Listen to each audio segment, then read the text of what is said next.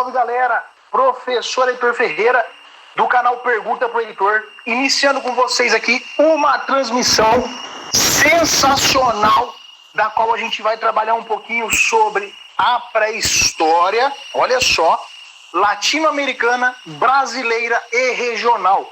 Um tema muito importante, mas antes, estudante, eu preciso da sua ajuda. Muita atenção, tá? Primeiro colegial, estudando forte, as provas estão vindo aí. Tem uma informaçãozinha que eu vou ler para vocês aqui e vai aparecer um QR Code na tela para vocês. Muita atenção.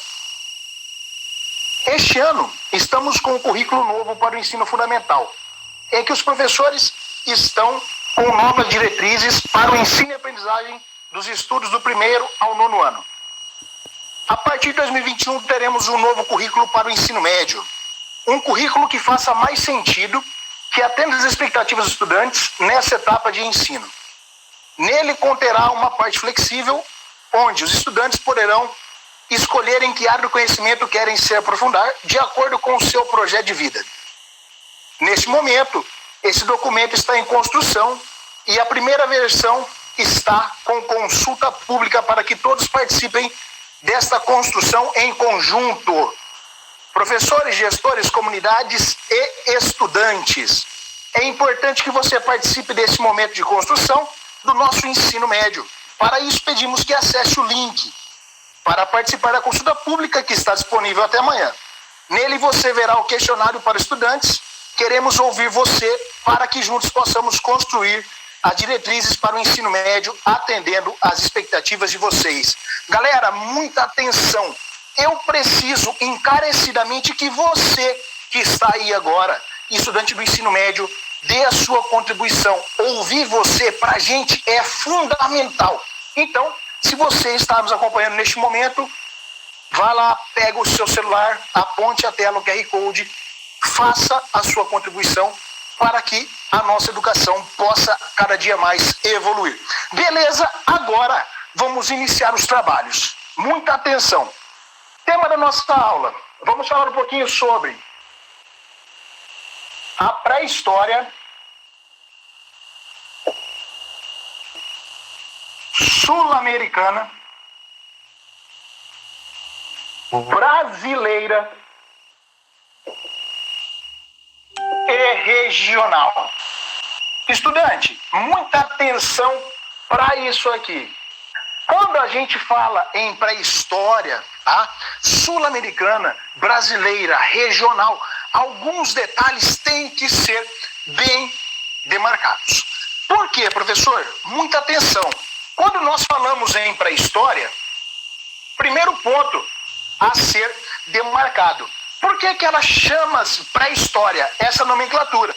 Porque ela antecede a história, detalhe, escrita. Olha aqui, muita gente atribui uma versão pejorativa à pré-história porque as fontes documentais não existiam até então. Ah, professor, o que isso significa? Que a pré-história ela é muito importante para a comunidade historiográfica. Porém, algumas linhas tratam a pré-história assim de uma forma de menor prestígio, tá? Detalhe. Agora vamos entender o seguinte. Quando nós falamos em pré-história sul-americana, brasileira, regional, uma coisa não muda. Pensei em pré-história, eu tenho que entender o seguinte. A pré-história, sendo ela na América, na África, na Europa, ela tem uma cronologia que é idêntica. Então, a organização cronológica não tem grande variação, tá? Detalhe. Quando eu penso em cronologia na pré-história, sendo ela brasileira, regional, latino-americana ou europeia, eu entendo que a pré-história parte de 3 pré-requisitos. Nós temos o Paleolítico, nós temos o Neolítico, nós temos a Idade dos metais.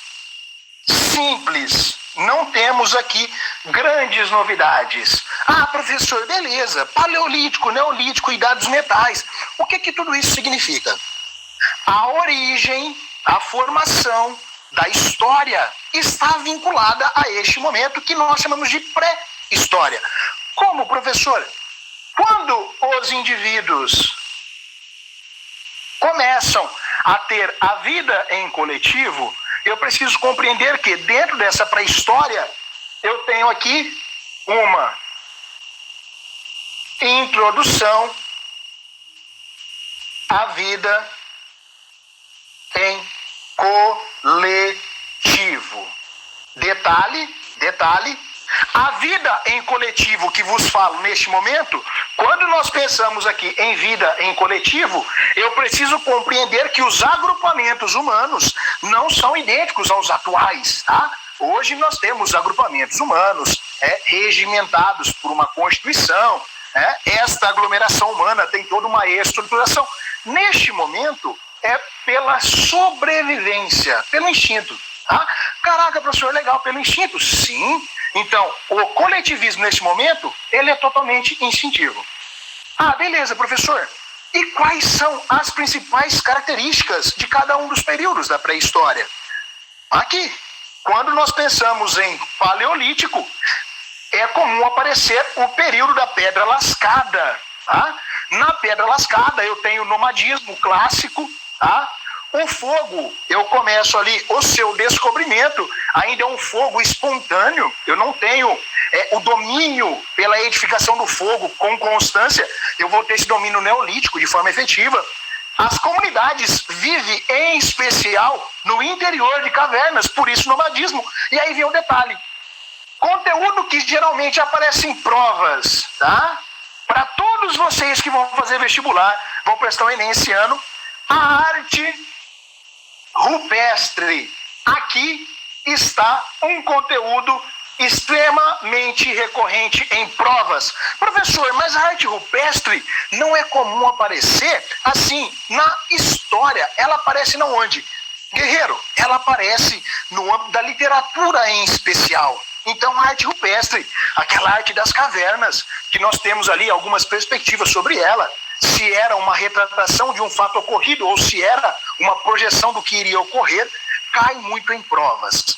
O segundo grupo, o grupo neolítico, tá? O neolítico, também chamado de pedra polida, eu tenho o polimento das rochas, tá? Aqui eu já tenho um processo evolutivo. No neolítico eu já vou conviver com a revolução agrícola, eu já começo um processo de sedentarização, todas as coisas começam a se orquestrar de forma contínua. Detalhe, o maior período da pré-história chama-se paleolítico, aí depois nós temos o neolítico e por fim a idade dos metais. Na idade dos metais, a fase final, eu tenho uma comunidade que está 100% sedentarizada. Na idade dos metais, eu tenho uma comunidade que se organiza aqui em grupos, começa a conceituar a ideia efetiva de família, aquela organização tradicional. Partindo desse pressuposto, eu começo a enxergar uma realidade bem interessante. A pré-história, olha só, ela fundamenta a construção do conhecimento e a vida da humanidade que vai se estender posteriormente. Como assim, professor? Muito do que nós conhecemos e chamamos de forma pejorativa por muitas pessoas de pré-história vão fundamentar a nossa história de forma bastante efetiva, ok? Mas agora que nós fizemos esse pequeno panorama, tá? Vamos observar se as interações já estão vindo para a gente aqui. Se tiver alguma coisa, a gente já vai começar a trabalhar em cima disso. Vamos dar uma olhada nas interações. Galera, todas as dúvidas que vocês forem tendo, vai mandando, tá? Nós temos lá a nossa mediadora, ela tá filtrando tudo pra gente e eu preciso dessa interação de vocês, tá? Qualquer coisa, qualquer comentário, dúvida, tem minhas redes sociais, tem esse momento aqui Eu estou com a pastinha aberta. Mandou as dúvidas, a gente vai conversando sobre, ok? Vamos seguindo então. Quando nós fizemos essa pequena introdução, em alguns momentos nós acabaremos voltando, tá? Aí eu preciso entender o seguinte. Aqui nós temos uma fase que vai se replicar em outras comunidades. Como assim, professor? O nosso foco de aula hoje é falar da pré-história sul-americana, pré-história brasileira, tá? Mas tem uma interação interessante aqui. Olha só. O sedentarismo. Galera, muita atenção. O que foi o sedentarismo? Quando nós pensamos em pré-história, a fase em que eu entro no sedentarismo, eu passo a edificar moradias para continuidade, então eu vou ficar ali de forma permanente. Eu passo a fazer a domesticação de animais, eu passo a ter a agricultura, eu procuro me situar próximo a rios. A sedentarização é o momento em que o indivíduo vai estacionar a sua vida e eu começo a formar a comunidade, certo? Então, quando eu saio lá do paleolítico, sedentário, nômade, e eu entro no neolítico, eu começo um processo de sedentarização, e na idade dos metais já estou sedentarizado, aí eu evoluí. A sociedade já vai começar a ganhar um layout próximo do nosso, tá? Exemplo bem metódico de aplicação deste processo de sedentarização e edificação próximo do neolítico. As comunidades de Egito e Mesopotâmia. As pirâmides, os zigurates, aqueles templos, todos construídos com a pedra polida. Então eu faço o polimento das rochas e aí eu edifico grandes construções. Belezinha? E aí, só para a gente fechar aqui e evoluir para o nosso tema de forma mais consistente, não que isso não seja nosso tema, é também, tá? Mas é a parte introdutória. Eu preciso entender que o marco divisor da pré-história para a história chama-se a escrita. Então, ali em 4.000 a.C., aproximadamente, define-se o surgimento da escrita como o marco delimitador da pré-história para a história. Beleza, galera? Vamos evoluir então. Pré-história da América. Agora vamos começar a entrar no nosso tópico em definitivo. Quando nós pensamos em pré-história da América, a gente começa a refletir sobre algumas coisas, tá? Quais coisas? A pré-história da América está plenamente vinculada a dois indivíduos. Quais são eles? Primeiro indivíduo, Cristóvão Colombo. Olha aqui, Cristóvão Colombo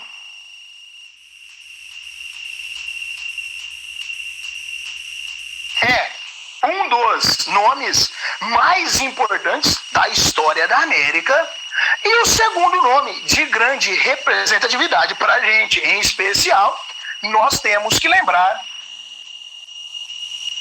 de Pedro Álvares Cabral, tá? Muita atenção aqui, né? Guerreiro, aqui nós estamos pensando em pré-história da América em definitivo. Professor, e o que isso significa? Cristóvão Colombo, tá? Ele vai chegar à América em 12 de outubro de 1492. Aqui eu tenho o início de todo este processo. Caraca, professor, e o que isso significa? Cristóvão Colombo vai chegar em um lugar que vai ser intitulado de São Salvador. E aqui eu tenho o primeiro contato europeu com Cristóvão Colombo, que era um italiano, tá? No processo que nós chamamos de expansão, né, marítima, em 1492. Olha que interessante. Ah, beleza, professor. O que isso significa? Cristóvão Colombo, ele veio para a América e não veio sozinho. Tá? Vamos demarcar aqui Quando ele vem para a América, ele teve o apoio dos irmãos Pinzon. Aqui, em especial, Vicente Pinzon entra para a história de boa parte do Brasil por ter vindo para a América e ter chegado a posterior ao Brasil também em uma outra embarcação. Mas até aí tudo bem, só chegaram. Processo de ocupação. Pedro Álvares Cabral também veio para a América, mas ele veio para o Brasil. Aqui ele chega à América Central. A nossa importância primordial aqui, vamos falar de Cabral, Brasil. Quando que ele veio para o Brasil? Interessante, aqui nós temos a data de 22 de abril de 1500. É neste exato momento, 8 anos depois de Colombo, Cabral chega ao Brasil. Beleza, professor, que legal, né? E o que isso vai significar para a gente? Primeiramente, aqui nós começamos a construir o processo de ocupação da América Latina e da América em totalidade. Mas aí eu preciso demarcar algumas coisas. Professor, por que Cristóvão Colombo e Pedro Álvares Cabral entraram para a história? Por um detalhe muito importante. A vinda deles possuiu um negócio que nós chamamos de registro histórico. Estudante, eles vieram para a América Central e para a América do Sul, foco Brasil, e registraram isso. Caraca, professor, isso é legal. É muito legal.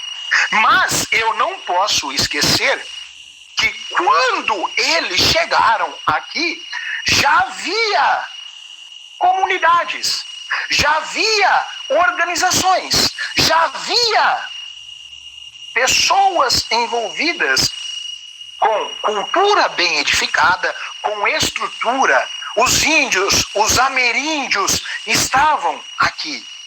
E aí que começa o nosso conteúdo em primazia. Vou sair da frente da lousa para você dar um printzinho, dá um print rapidinho, printou a tela, já estou apagando para a gente retomar. Olha só, sabendo desta pequena introdução sobre a pré-história geral e a chegada do europeu à América Central e também à América do Sul, ao Brasil, vamos começar a entender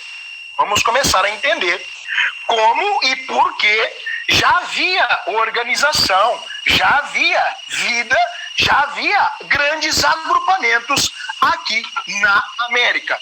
Vamos dar uma olhada como que está o nosso bate-papo aqui. Se tem mais alguma dúvida na nossa interaçãozinha.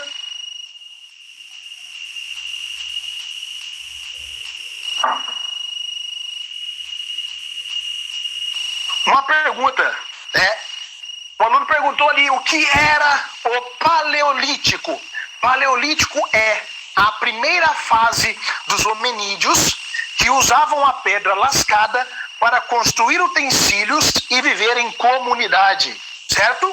Muito interessante. Galera, continua comentando, vai mandando, estou vendo feedback aqui, pode mandar dúvida, estou aqui para atender você nesta sua caminhada, tá?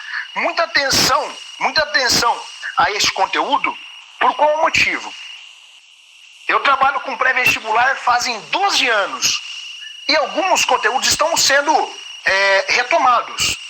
E talvez a pré-história da América possa vir a aparecer nas provas esse ano. Então vamos ter esse tato, vamos valorizar aí esta disciplina, porque ela vai aparecer nas provas, tá?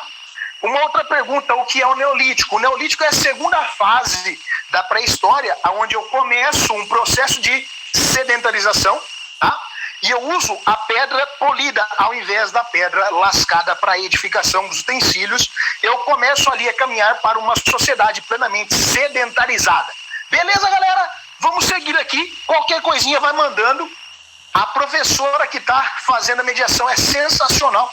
Pode mandar, que ela está mandando tudo para mim e a gente vai dialogando. Mas agora, vamos voltar ao nosso conteúdo, tá? Primeiramente, vamos pensar no seguinte. Havia na América um negócio chamado de povoamento. Professor, como assim povoamento na América? Se eles estão chegando ainda. Muita atenção. Em algumas partes da América, nós temos aqui o povoamento de tribos. Nossa, professor, tribos na América? Mas eles estão chegando agora.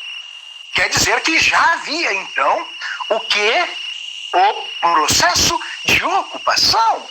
Se haviam tribos na América, eu tenho que entender o seguinte.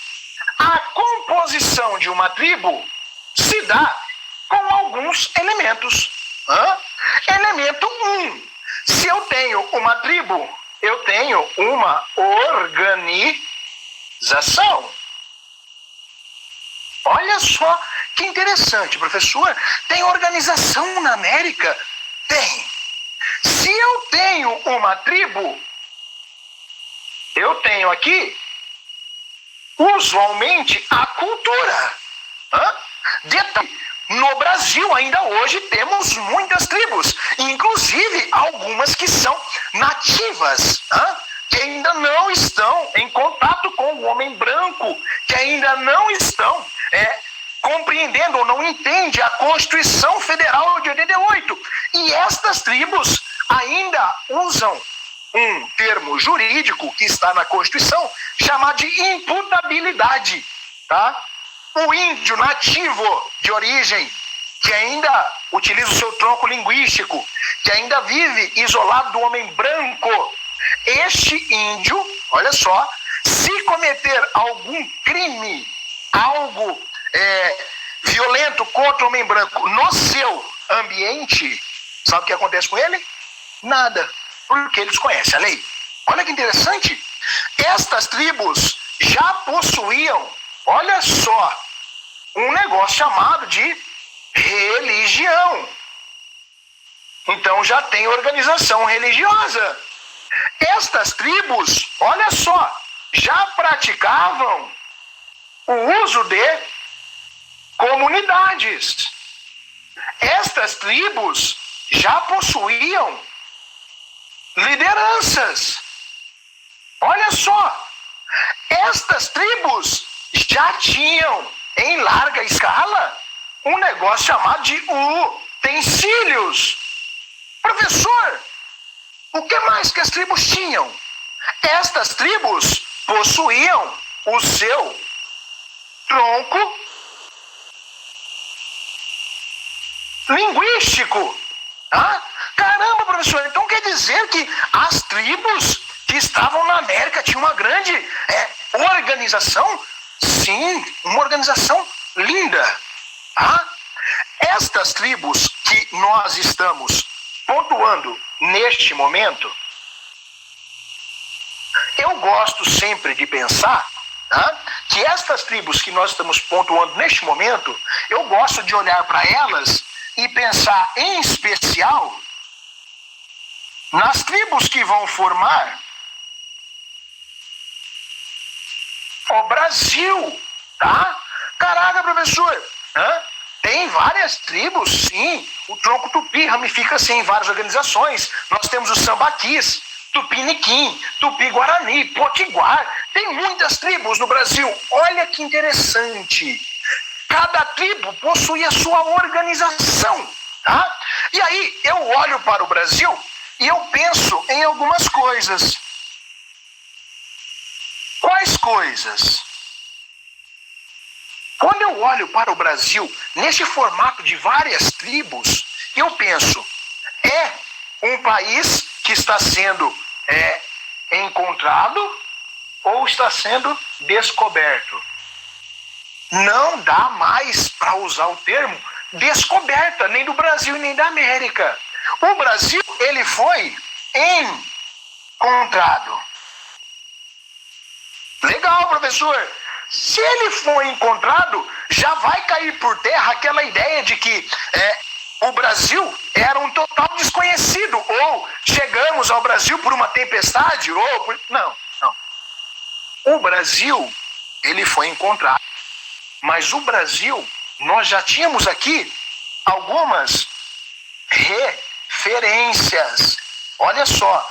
Então, isso significa que já se imaginava, já se deduzia, já se tinha praticamente certeza de que o Brasil existia. E a América, como assim foi feito? E ela já estava povoada. Aí vem, ele foi encontrado, eu já tenho referências, e aí eu começo um processo que nós chamamos de colonização, ou, se preferir, podemos chamar de ocupação. Aquela visão aí eurocêntrica, aquela missão civilizatória, tudo isso se aplica ao Brasil. Ah, legal, professor, para por aí? Não. Aqui eu estou falando de Brasil de um modo geral, mas eu tenho a América Central e o restante da América do Sul. Em outras partes da América, olha só, em outras partes da América, olha que coisa interessante. Nós já temos comunidades diferentes, um pouquinho mais evoluídas, digamos assim, no que tange a estrutura. Olha só, na América Espanhola, diferente da América Portuguesa, eu tenho ali a formação de grandes impérios. Eu tenho o Azteca, eu tenho o Maia e eu tenho o Inca. Professor, o que isso significa? Que na América Espanhola, os impérios Azteca, Maia e Inca possuíam uma grande estrutura. Olha só que interessante. E no Império Azteca, Maia e Inca, eu tenho alguns detalhes que são um pouco diferentes. No que tange a organização. Aqui eu já demarquei para você que nós temos utensílios. Fazemos uso. Mas aqui, no restante da América, em especial, vou destacar para você aqui a porção da América espanhola. O desenvolvimento estava um pouquinho mais avançado. Como? Eu já tenho aqui, nesta civilização, Azteca, Maia e Inca, o domínio efetivo sobre o negócio que nós chamamos de fundição. Olha só, professor, a fundição é aquela da idade dos metais? A América Espanhola tem a fundição, um detalhe muito importante, além da fundição. Vamos jogar aqui mais algumas informações. A América Espanhola já vem num caráter de uma organização mais centralizada. Afinal, nós temos o que nós chamamos de Império Azteca, Maia e Inca, então tem uma organização um pouco mais cronológica. E aí, nós temos nesta América Espanhola um pouquinho a mais de desenvolvimento. Professor, como assim um pouquinho a mais de desenvolvimento? Dentro da América Espanhola, guerreiro, nós já tínhamos o sistema de pavimentação de ruas, nós já tínhamos o sistema de aquedutos, os utensílios, aparar pelos, eles já faziam. Cara, quando o espanhol chega à sua porção da América, que foi dividida lá atrás, tá? Na bula intercoiteira e no Tratado de Tordesilhas, tá? A bula intercoiteira em 93, Tordesilhas em 94. Então, a Igreja Católica, na figura do Papa Alexandre VI, já sabia da América, já sabia deste projeto, já sabia o quão importante e o potencial da América para a Europa. E aí o que vai acontecer? Tanto na América espanhola quanto na América portuguesa, nós começamos a ver, né, um saque, um roubo. Eu vou absorver a cultura nativa do índio brasileiro ou do ameríndio na América espanhola e eu vou levar isso diretamente para onde? Para a Europa. Sério isso, professor? Sério. E aí o que vai acontecer? Este processo vai retardar, vai inferiorizar. E aí vem as missões religiosas neste processo de colonização que vem de encontro com este momento. Beleza? Vou sair da frente da tela, bate aquele print, já vou apagar a lousa, vou ver a interação no nosso bate-papo aqui e já continuamos. Bate o seu printzinho aí.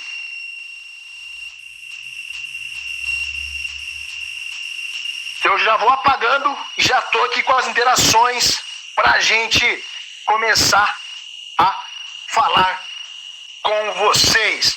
Primeira pergunta aqui que nós temos.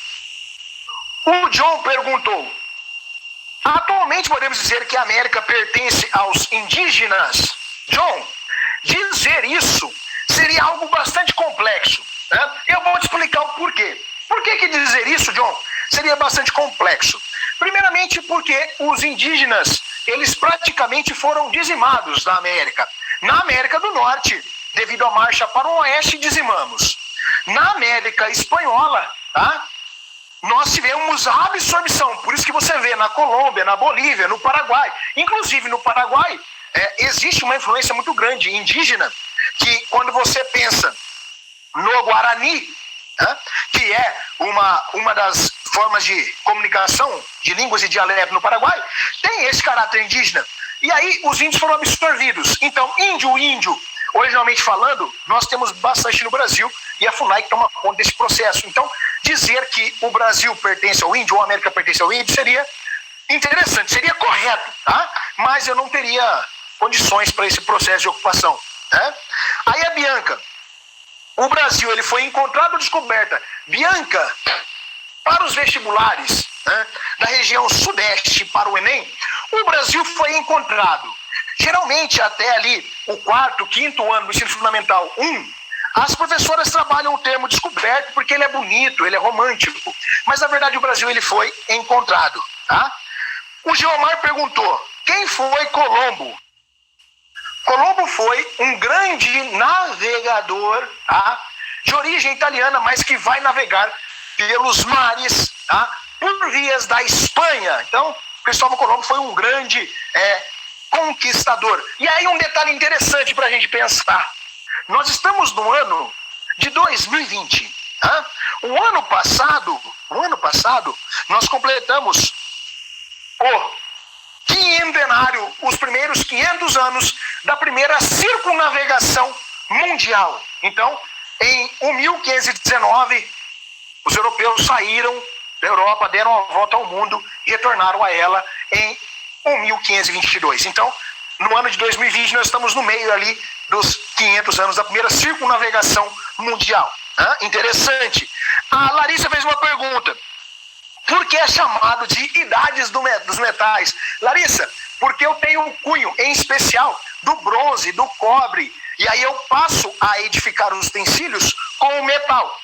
Só para você ter uma ideia, Larissa, o cunho de metal, na época, eu faço assim. Imaginemos aqui que este é uma caixa de areia, Larissa. Eu venho aqui e eu vou escavar a caixa de areia, tá? E eu vou fazer aqui uma flecha. Aí eu pego o metal líquido, derretido, e vou preencher a flecha que eu cunhei na areia. Olha que interessante. E aí ela está pronta. Por isso a idade dos metais. Limpo o que está em volta, dou o polimento, está pronto. Geralmente, na idade dos metais, eram feitos utensílios menores, como, por exemplo, tá? A ponta de flecha. Muito comum. É um processo evolutivo, tá? Aí eu começo a evoluir nessa cadeia de uso da fundição. Então, a idade dos metais, só para fechar para a Larissa, eu tenho que demarcar aqui que eu tenho o efetivo domínio do fogo, que acontece no Neolítico, tá? Mas eu preciso detalhar que este fogo vem acoplado ao uso da fundição. E a fundição, juntamente ao fogo, tem qual ideia? Gerar aqui maior qualidade de vida, ok? Muito interessante pensar isso. Uma ótima pergunta, viu, Larissa? Gostei. Vamos ver aqui. Vinícius pergunta, onde vivem essas tribos? Vinícius, atualmente no Brasil, essas tribos ficam nas reservas indígenas que são protegidas pela FUNAI. De forma muito corriqueira, a gente vê nas mídias, nos jornais, bastante coisa sobre este processo de tentativa de diminuição das reservas indígenas, porque eles dizem que tem muita terra para pouco índio, tá? Então eles ficam geralmente na região ali da floresta amazônica, em outras partes do Brasil também temos algumas comunidades. Mais uma pergunta aqui, o Márcio. Os índios eram homens das cavernas? Não. Os índios, tanto o índio brasileiro quanto o ameríndio, tá? Ou o indígena na América do Norte, eles já se organizavam, tá? Eles já se organizavam e possuíam a sua edificação fora do ambiente de caverna. Usava-se as cavernas? Sim, mas eu não posso dizer que o índio é um homem das cavernas, um homem primitivo, tá? Eu já tenho ali uma evolução, eu faço toda aquela organização sistêmica, as ocas bem edificadas, bem separadas, e pensando em índio brasileiro, tá? Os tupis, tupi-guarani, tupi-niquim, eles abriam grandes clareiras dentro da floresta e edificavam ali as suas tribos, tá? Mais uma pergunta, Pedro. O que são os hominídeos? Os hominídeos é a última evolução, né, para chegar à nossa realidade. Como nós estamos falando da pré-história da América, eu tenho que entender o seguinte: na América só vieram para cá os Homo sapiens, tá? Que é uma evolução desse hominídeo, é o nosso ancestral, tá? Então, os hominídeos é a primeira organização. Aí, mais uma pergunta. Anthony, o que é genocídio? Galera, genocídio é dizimar massivamente uma comunidade. Exemplo de genocídio, a Marcha para o Oeste, dizimamos uma grande comunidade de índio, indígena norte-americano, no conflito ali entre os ingleses /colonos e os indígenas estadunidenses. Só mais aqui, Vitor, uma pergunta. O Brasil foi invadido pelos portugueses? Vitor, não tenho essa denominação de invasão, por mais que tenha sido algo muito parecido. Cria-se, porque há o apoio da igreja, aquela ideia de uma missão civilizatória. Então, eu estou ocupando e eu vou levar ali o desenvolvimento. Quando nós pensamos em Brasil, é interessante, porque quando eu começo o processo de colonização do Brasil, eu olho para cá como paraíso, depois como purgatório. Quando nós falamos em início da nossa colonização de forma efetiva e o envio de portugueses de forma mais maciça, lembrando que colonização do Brasil entre o 1500 e 1530 não existe, vai de 30 para frente, tá? A fase pré-colonial eu não tenho uma colonização em definitivo. Quem que vai compor o Brasil em especial? As pessoas de baixo calão na Europa. Então veio para cá bandidos, assassinos, prostitutas, todo mundo que tinha algo ruim ali para ser resolvido. Mais uma pergunta aqui. Karina, quem foi Pedro Álvares Cabral? Pedro Álvares Cabral foi, historicamente, o grande colonizador do Brasil. E ele que vai dar ali o start para o nosso processo de colonização, né? Lá em 22 de abril de 1500.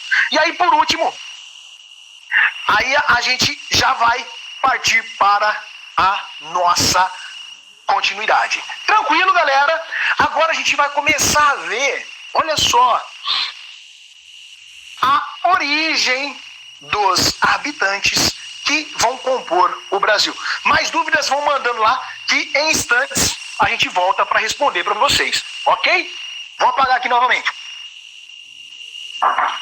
Galera, então vamos seguindo. Agora, nós já vimos que Colombo e Cabral ocuparam aqui e começaram a colonização, tudo mais. Agora vamos entender algumas coisas, tá? Eu disse para vocês que já havia estrutura e já haviam pessoas, né, aqui no continente americano. Tá, beleza, professor. Como assim? Como que haviam pessoas? Se o Brasil estava sendo encontrado naquele momento, a América estava sendo encontrada. Vamos pensar no seguinte: nós temos aqui duas teorias que tentam e são aceitas de forma mais consistente para o processo, olha só, para o processo de formação da comunidade americana em totalidade. Tá, beleza, professor. Quais são essas teorias? Tá? Primeira teoria. Nós temos aqui a teoria que passa pelo Estreito de Bering.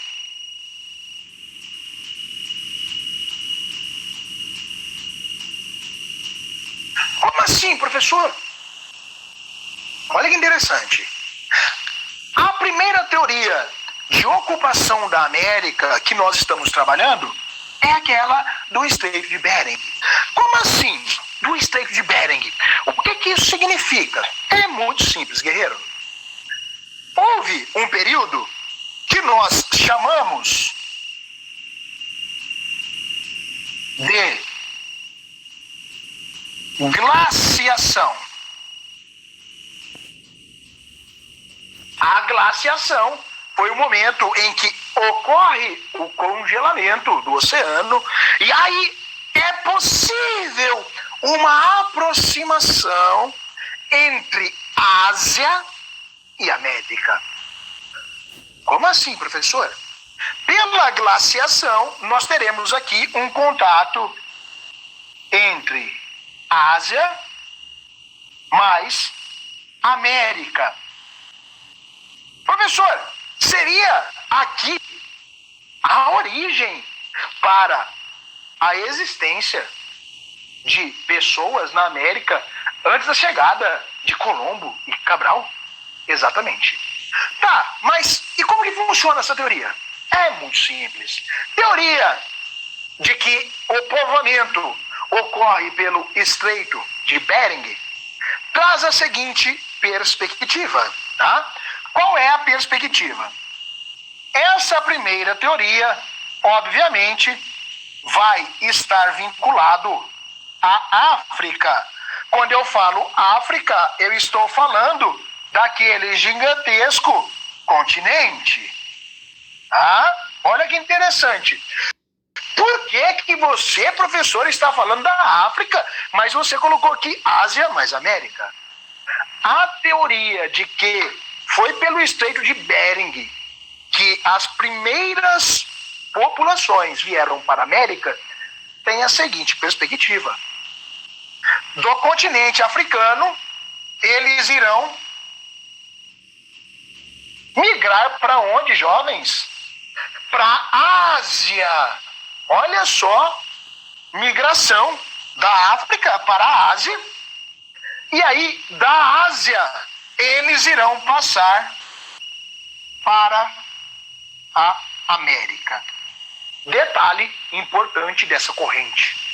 Na América, eu preciso compreender que a região da qual vos falo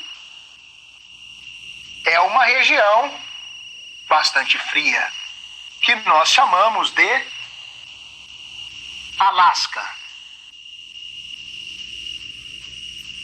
Então, a primeira teoria para a colonização da América tem a seguinte perspectiva: os homens pré-históricos saíram da África, subiram para a Ásia, da Ásia vieram para a América, chegando pelo Alasca, e aí começa o processo de colonização. Mas essa colonização, veja bem, não tem datação historiográfica, não tem documentos, não tem ali registros.